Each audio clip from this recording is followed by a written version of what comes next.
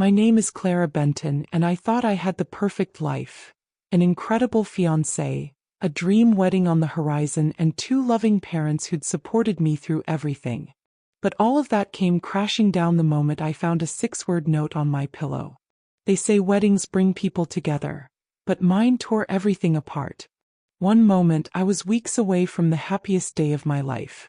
The next I was standing alone, staring at the note that shattered everything I thought I knew.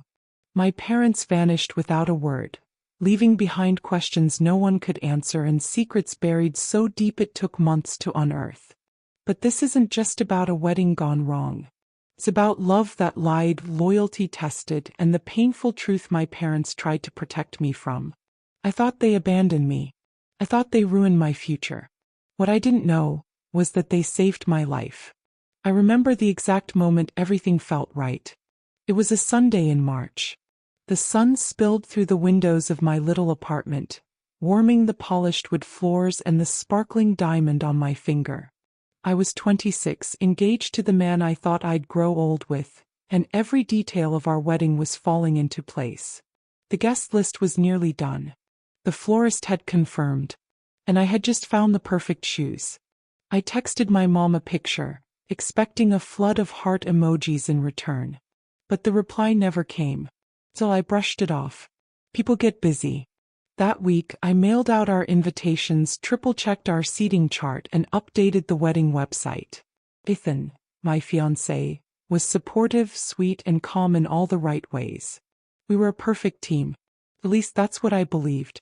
I didn't know the foundation I stood on was already cracking beneath me. Our venue was a historic vineyard in the hills just outside Charleston. An old family estate with stone walkways, draped oak trees, and a white pavilion that looked like it was made for fairy tales. Ethan and I toured it in the spring, and the moment we walked through the iron gates, he squeezed my hand and said, "This is it." I could already imagine the photos. My dress catching the wind, rose petals on the aisle, lanterns glowing after sunset. It was expensive, sure, but my parents insisted they wanted to cover most of the cost. "You only get married once," my father said, smiling that soft, protective smile I'd known my whole life. My mother even called it the beginning of our family legacy. I felt like I was living in one of those Pinterest-perfect weddings, complete with matching monograms and calligraphy signs. Everything felt so certain, so full of promise. I thought it was the start of everything. I didn't realize it was the beginning of the end. Ethan had a quiet kind of charm, the type that slipped under your skin before you realized it was there. He was warm, attentive, and always knew the right thing to say. When I met him 2 years ago at a nonprofit gala, he offered to walk me to my car because the parking lot lighting was sketchy. That small act bloomed into dinners, road trips, and long weekends that felt like scenes from a Hallmark movie. He was polite with my parents, respectful of their opinions, and even asked my dad for permission before proposing. But looking back, I see things differently. He never spoke much about his own family, just vague mentions of a strained relationship with his father. He always changed the subject when I asked about his upbringing. And he didn't like being questioned, even in small ways. I mistook his evasiveness for trauma. Now I wonder if it was hiding something far worse. The man I thought I knew, maybe I never really did. At first, I thought my parents were just being overprotective. Every time Ethan came around, they watched him a little too closely, asked a few too many questions. My mom would quietly observe his responses during dinner. My dad once asked if he had any debts or financial entanglements, casually over the mashed potatoes. Ethan always answered smoothly, but I could feel the tension afterward. When we told them about the wedding venue, they were polite but subdued. "It's lovely," my mom said, though her smile didn't quite reach her eyes. I chalked it up to nerves. Parents never think anyone's good enough, right? Still, the hesitation lingered like smoke in the air. Faint but inescapable. I wish I had paid more attention. I wish I had asked why they were hesitant. Instead, I smiled, thanked them for their support, and kept planning the wedding of my dreams, blind to the quiet storm building around me. The day our RSVP deadline passed, I sat cross-legged on the couch, double-checking names with a red pen. I had carefully sorted all the responses, yes, no, and the maddening maybes. Ethan popped open a bottle of wine to celebrate. Almost there, he grinned. We're in the home stretch. But something tugged at me.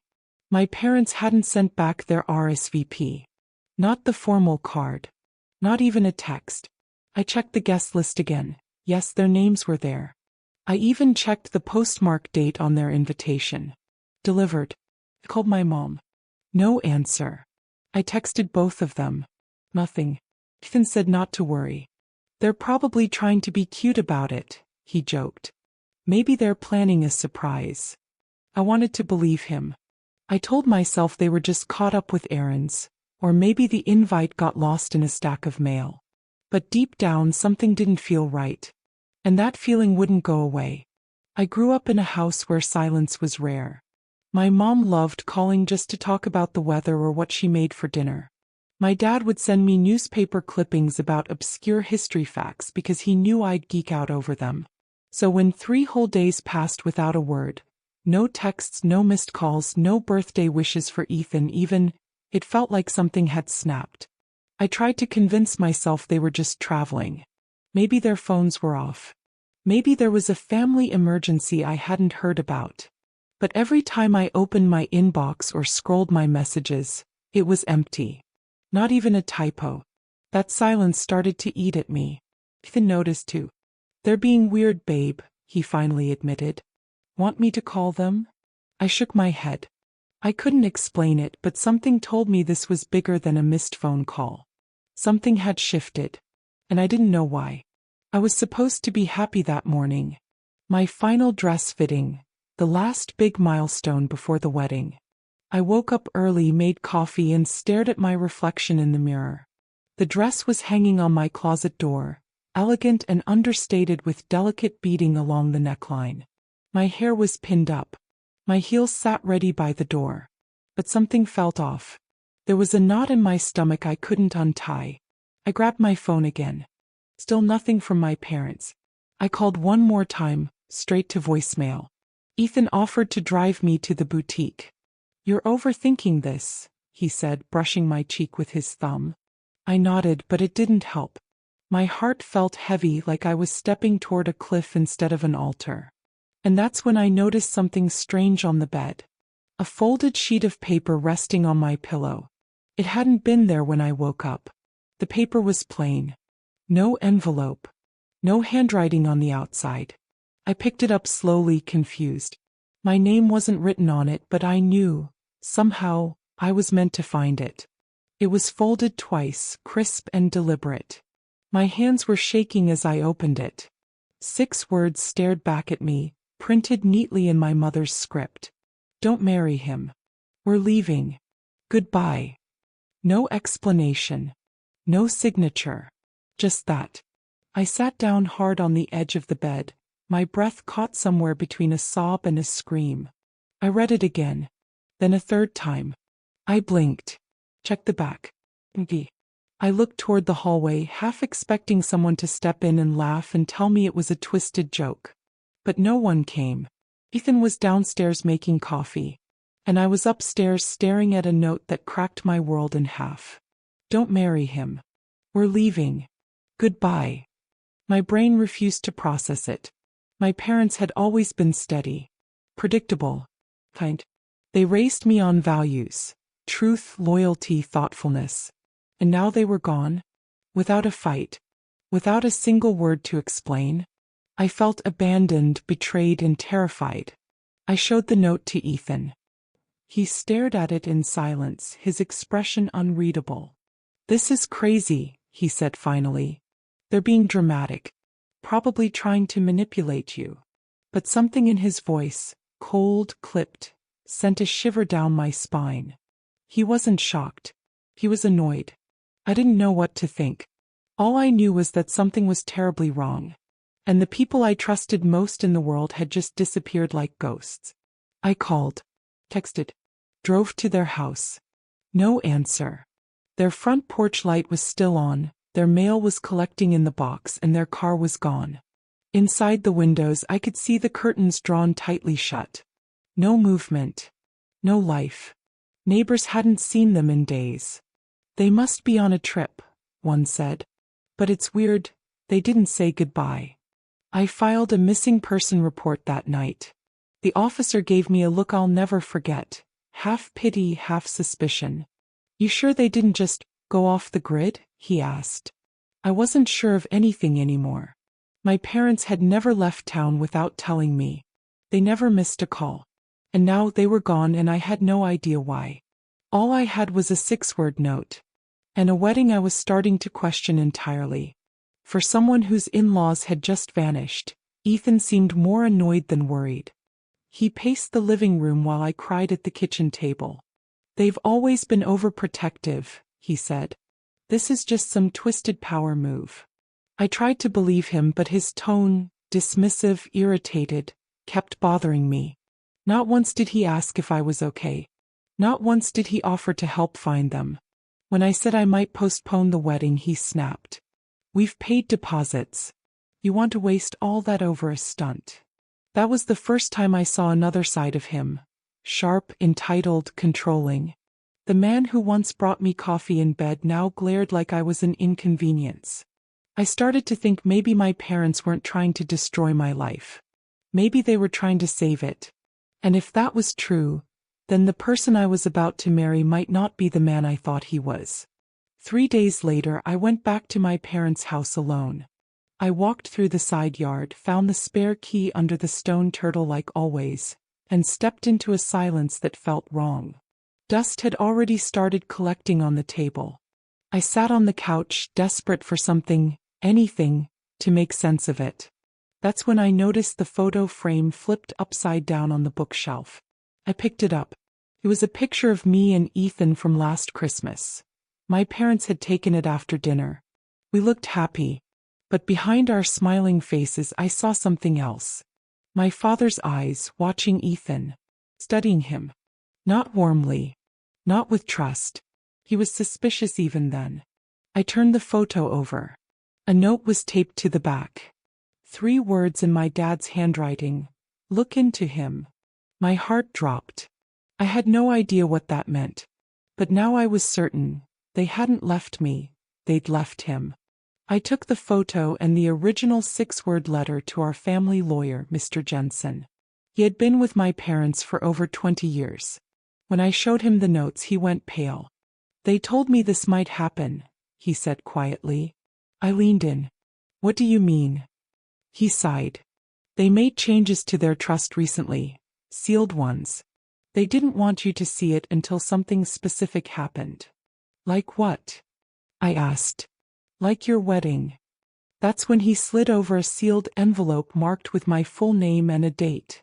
My wedding day. Inside were financial documents, printouts of emails, and a report from a private investigator. And in the center of it all, Ethan's name. What I found inside would unravel everything. Mr. Jensen looked as uncomfortable as I felt. "Your parents were trying to protect you, but they were scared. Scared he'd find out they were digging into his past."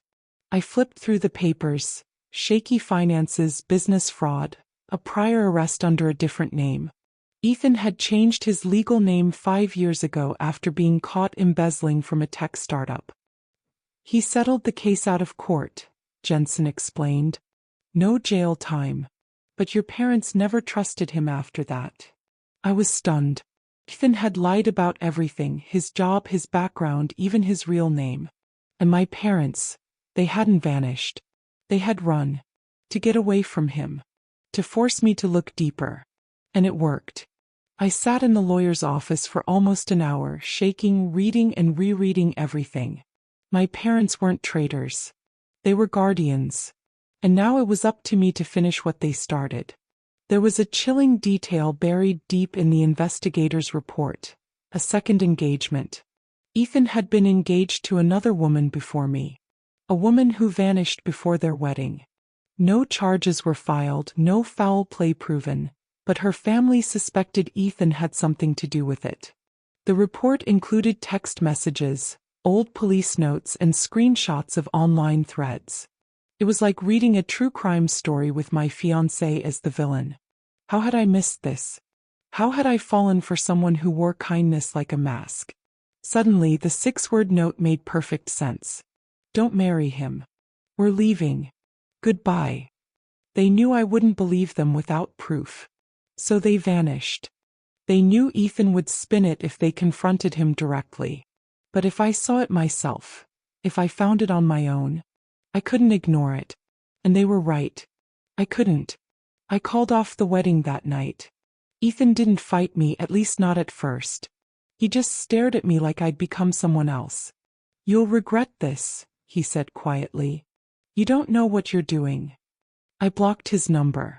I canceled everything, the caterer, the DJ, the dress alterations. My friends were confused. My extended family whispered. But I didn't care. For the first time in weeks, I felt like I could breathe. It wasn't just about the wedding anymore. It was about choosing myself. Choosing truth over appearances.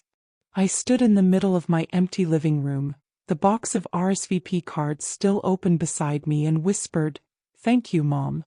Thank you, Dad." I didn't know where they were. I didn't know when I'd see them again.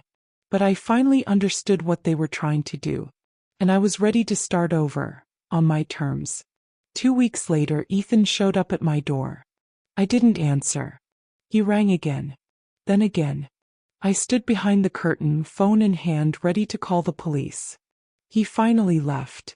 But later that night, I got a message from a number I didn't recognize. Just one sentence. They're the ones hiding something.